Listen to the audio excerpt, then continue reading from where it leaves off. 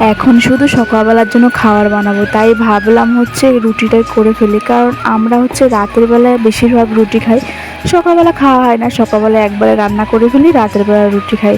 কিন্তু মাঝে মাঝে যখন ইচ্ছা করে না আর ভাত খেতে, তখন ভাবি একটুখানি রুটি বানাই।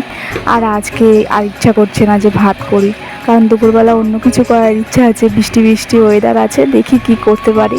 তাই ভাবলাম এখন একটুখানি রুটি করে নিই। আর এখানটায় দেখো আমি আটা মাখছি এখন আমাদের সবার জন্য।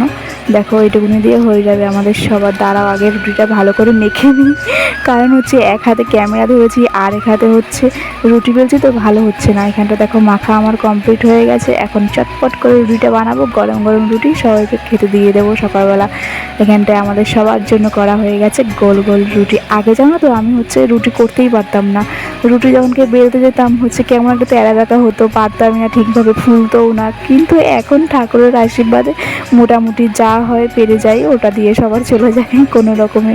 আর এখন দেখো হচ্ছে রুটিটা ফুলকো ফুলকোভাবে সেঁকে নিচ্ছি। আগে আমি যখনকে খুন্তি দিয়ে করতাম, আগে নতুন নতুন যখন রুটি করতাম তখন খুন্তি দিয়ে করতাম, ঠিকভাবে ফুলতোও না। আর আমার এত খারাপ লাগতো রুটি করতে। রুটি কথা মানে রুটি করার কথা মনে পড়লে কেমন যেন একটা কান্না পেতো। আর এখন হচ্ছে এইটা দিয়ে করি তো বেশ ফোলে, এর জন্য আমি খুন্তি ব্যবহার করি না। এই যে হচ্ছে এটা দিয়েই করে ফেলি। দেখো কি সুন্দর হচ্ছে রুটি হয়ে গেছে। অ্যান্ড ফুলকো ফুলকো রুটি। চলো মা বাবুকে খেতে দেবো, কারণ রাত মানে সকালবেলা চা খাইনি, এর জন্য একবারে চা করে ফেলেছি। আর